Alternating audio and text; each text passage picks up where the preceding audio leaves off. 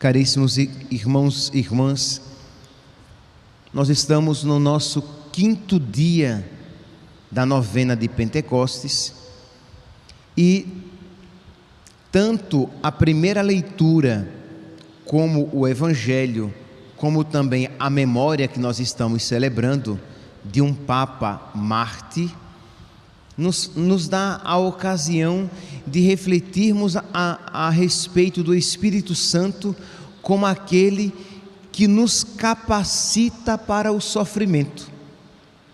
Normalmente,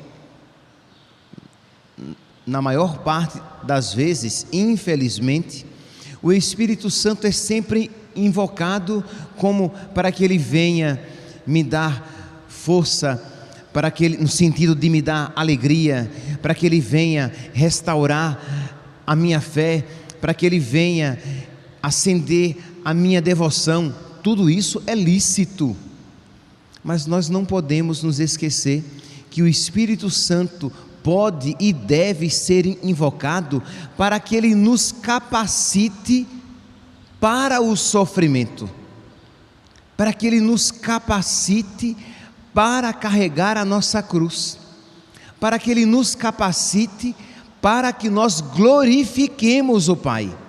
Jesus, no Evangelho de hoje, ele diz: Pai, chegou a hora, glorifica o teu Filho, para que o teu Filho te glorifique a ti.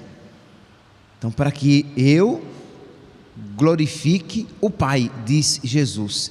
E onde é que, segundo São João, nós estamos aqui no Evangelho de São João, onde é que Jesus glorifica o Pai? Jesus glorifica o Pai na cruz, quando ele... E onde é que Jesus Cristo é glorificado? Ele é glorificado na cruz, quando ele é elevado. Quando eu for elevado, eu atrairei todos a mim. Então Jesus é glorificado na cruz e ele glorifica o Pai com o seu amor, com a sua obediência na cruz. Na primeira leitura de hoje, nós temos essa passagem belíssima de São Paulo, que chama os anciãos de Éfeso, e ele diz aqui, no versículo, estamos Atos dos Apóstolos, capítulo 20, versículo do 19 em seguintes, que ele vai dizendo tudo aquilo que ele fez, que ele diz: servia ao Senhor com toda a humildade, com lágrimas e no meio das provações que sofri por causa das ciladas dos judeus. Então tudo aquilo que ele sofreu, mas nós não vemos aqui São Paulo reclamando, não, ele está colocando tudo isso com alegria até. Eu sofri por Jesus Cristo. Bem-aventurados sereis quando vos perseguirem, quando vos maltratarem, vos caluniarem por causa de mim e do meu Evangelho. Alegrai-vos, porque grande será a vossa recompensa. Então São Paulo aqui está dizendo, está glorificando a Deus, por Deus o ter mantido firme no seu serviço. Então nós precisamos também, meus santos, ter a nossa inteligência iluminada por essa realidade, de modo que nós glorifiquemos a Deus. Obrigado, Senhor, porque no sofrimento eu me mantive de pé. Obrigado, Senhor, porque eu não me esqueci de Ti quando a minha cruz pesou. Obrigado, Senhor, porque eu não virei as costas para a Tua palavra, para os Teus mandamentos, para a Tua igreja, para Ti, quando o sofrimento pesou na minha vida. Obrigado, Senhor. Pois bem, continua então São Paulo: nunca deixei de anunciar, mesmo em meio ao sofrimento, às dores, às perseguições, ele diz, para a glória de Deus, nunca deixei de anunciar aquilo que pudesse ser de proveito para vós, nem de vos ensinar publicamente, e também de casa em casa. Insisti com judeus e gregos para que acreditassem no Senhor Jesus Cristo, e agora prisioneiro do Espírito Santo. Veja aqui a expressão, ele vê aqueles sofrimentos como um caminho de Deus. Então eu sou não prisioneiro dos homens, mas eu sou prisioneiro do Espírito Santo, mas aqui no sentido de prisioneiro do amor. Da mesma maneira que Jesus se faz nosso prisioneiro no sacrário, por amor. Da mesma maneira que Jesus se faz prisioneiro no nosso coração, por amor. Não porque seja obrigado, mas livremente Ele quer ser nosso prisioneiro no sacrário, para que nós adoremos a sua santa, a sua divina humanidade, para que nós o adoremos na sua divina humanidade. Ele também se faz prisioneiro no nosso coração, para que nós o adoremos a sua divina presença.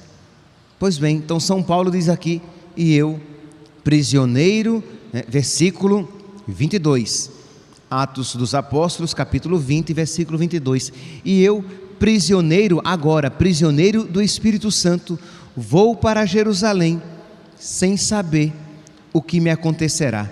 Sei apenas que de cidade em cidade o Espírito Santo me adverte, dizendo que me aguardam cadeias e tribulações.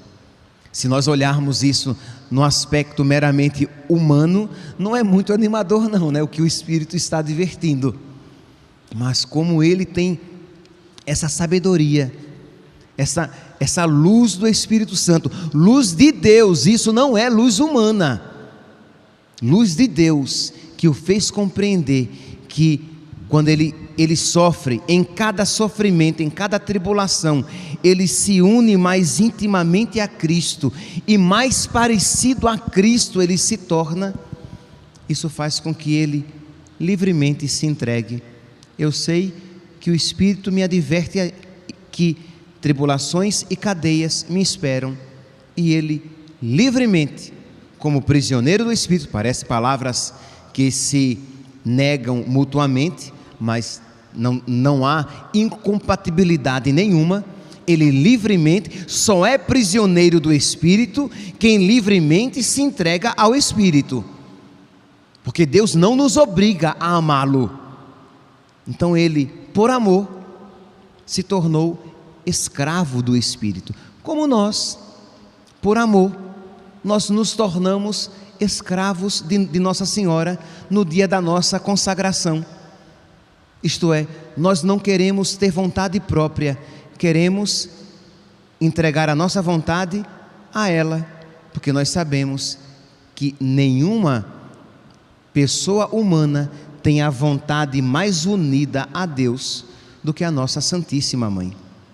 Então, São Paulo aqui, ele é prisioneiro do Espírito, porque ele é livre para amar a Deus. Pois bem, meus santos, é este Espírito Santo então, que nós, nesta nossa novena, hoje, no quinto dia da nossa novena, que nós somos chamados a suplicar. O Espírito que nos capacita a abraçar a cruz, o Espírito que nos capacita a beijar a cruz, o Espírito que nos capacita a dizer, a fazer aquela afirmação, que eu já falei aqui a vocês tantas vezes, né? E que eu acho uma das afirmações mais belas, uma das mais belas da Sagrada Escritura.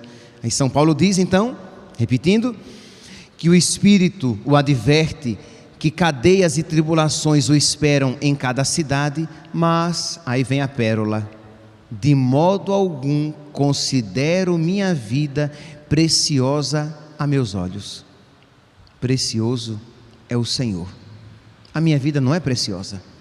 Preciosa é a vontade de Deus. Preciosa é a glória de Deus. Meus santos, só quem iluminado pelo Espírito Santo pode dizer isso de verdade.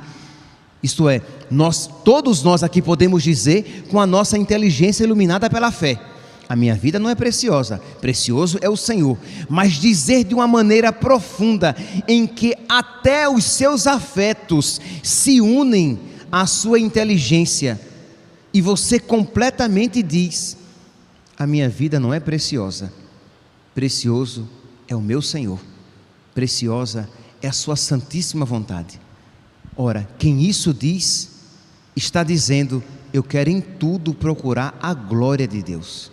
Eu quero em tudo agradar a Deus, mesmo que agradar a Deus desagrade a mim, mesmo que buscar a glória de Deus de alguma maneira me custe algo. Porque é claro, meus santos, quando Jesus diz que o Pai será glorificado, Ele sabe muito bem em que isso consistirá, que isso lhe custará muito. São Paulo, quando diz que ele é prisioneiro do Espírito e que ele não sabe o que o espera nas cidades, ele sabe muito bem que o esperam cadeias e tribulações, mas ele quer em tudo buscar a glória de Deus. E é nesse contexto, então, neste grande preâmbulo, nesta grande introdução que eu fiz, para iniciar rapidamente a exposição da memória de hoje, de João I, Papa e Mártir. Hoje estou vestido de vermelho, porque vestido do sangue de Cristo derramado na vida daquele Papa. São João I viveu no início do século VI, num período muito conturbado, num período político, religioso muito conturbado. No Ocidente era imperador Teodorico e no Oriente era imperador Justino I. Só que onde é que fica a sede papal? A sede papal fica no Ocidente, em Roma. Só que o imperador do Ocidente era um pagão que se dizia cristão. Sim, porque era entre aspas, um cristão ariano. O que era o arianismo? O arianismo era uma heresia que negava a Santíssima Trindade, que dizia assim, que Jesus Cristo era Deus, mas um Deus de segunda categoria, um Deus para nós, porque era tão grande, tão grande, tão grande, tão grande, que para nós Ele era Deus, mas comparado ao Pai, não, Ele foi criado no tempo, isto é, houve um tempo em que Jesus Cristo não existia, então Ele não era Deus como o Pai, era apenas um espírito muito evoluído, muito admirável, que poderia ser até adorado, mas que não era Deus como o Pai. Então é claro, se ele negou a Santíssima Trindade, ele não era cristão de fato. Mas o imperador, ele tinha favorecido de tal maneira, e a heresia do arianismo tinha crescido de tal maneira, que as grandes igrejas do Ocidente estavam tomadas pelo arianismo. O arianismo foi uma heresia que, humanamente falando, que quase destruiu a Igreja Católica, porque no tempo de Santo Atanásio, século IV, tinha apenas Atanásio e Hilário de Poitiers, 2 bispos católicos. O resto, a grande maioria, 90% era ariana. Então você pode imaginar que chegou quase que à destruição mesmo. Então neste período agora, já no século VI, as grandes igrejas tinham sido tomadas pelos arianos, e o imperador, que era ariano, favorecia também o arianismo, mas esse imperador, ele era mais ou menos benévolo com os católicos, permitia a existência deles, não os perseguia e permitia que eles tivessem algumas igrejas em todo o Ocidente, e o Papa lá, católico, lá em Roma. Muito bem, só que no Oriente o imperador era católico e ele perseguia os arianos. Os arianos lá no Oriente não podiam servir no exército, não podiam ter cargos públicos e foram obrigados a entregar todas as igrejas para os católicos. Então lá no Oriente o imperador estava perseguindo os arianos. Então, o imperador do Ocidente disse ao Papa que ele deveria ir ao Oriente e convencer o imperador Justino a maneirar e a tratar os arianos lá como ele tratava os católicos aqui.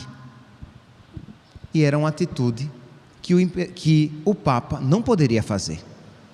Como é que o Papa poderia ir para o Oriente e dizer: olha, favoreça aí os hereges, porque lá no Ocidente o herege nos favorece?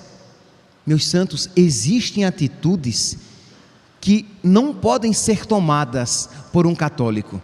Existem valores inegociáveis e que, mesmo que defender esses valores nos traga perseguição, nos traga consequências más, nós precisamos estar dispostos a defender a verdade. Só para que vocês entendam aqui, eu vou dar um exemplo bem bobinho, mas para que vocês entendam que talvez falando assim fica um negócio meio teórico. Quando eu era padre novo, recém-ordenado, eu tinha um colega com quem eu tinha estudado e que eu fazia, como seminarista, fazia pastoral próximo da casa dele, e ele era protestante. E ele sempre que me encontrava, ele dizia: quando você for ordenado padre, você tem que ir lá em casa. Quando você for ordenado padre, você tem que ir lá em casa. Muito bem, eu fui ordenado e me encontrei com ele, e ele assim quase que me agarrou pela beca da camisa de clésima. Na época eu estava de clésima, e ele disse: você tem que ir lá em casa. Eu não queria muito não, mas eu tinha dito lá quando seminarista que eu iria, e eu fui. Ele era casado, um filho pequenininho, e um com os seus 7, 8 anos, naquela idade que menino pergunta o tempo todo, né? E aí eu estou lá no jantar, entendeu?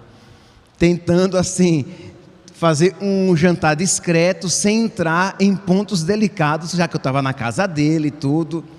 No final da janta, o menino inventa de perguntar: tio era eu, qual é a diferença de padre e pastor? Eu digo: crê em Deus Pai, Jesus. Menino, que pergunta é essa? O jantar está terminando, eu já ia embora. Mas eu não podia agora. Entenda, a partir daquele momento, eu tinha sido instigado a dizer.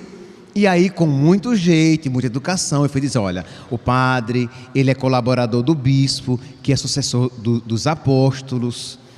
O padre, ele pertence à igreja que foi fundada por Jesus Cristo. Ele oferece o santo sacrifício, que é a perpetuação do mesmo e único sacrifício de Cristo na cruz. É a oração mais perfeita. O padre é sacerdote, é por isso que ele não perdoa os nossos pecados. E aí falei rapidamente, e aí o menino disse essa pérola: ah, pai, então eu quero ser padre, eu não quero ser pastor. Mas nunca fui convidado para a casa desse meu colega, entendeu? Não sei mais hoje o que é dele. Mas entenda, eu não podia não dizer. A partir, eu ia ficar caladinho, eu ia só jantar, eu ia embora e pronto. Mas quando ele me perguntou: tio, qual é a diferença de padre e pastor? Ali, eu sabia que eu não poderia, em nome da paz, negar a verdade. Entende, meus santos?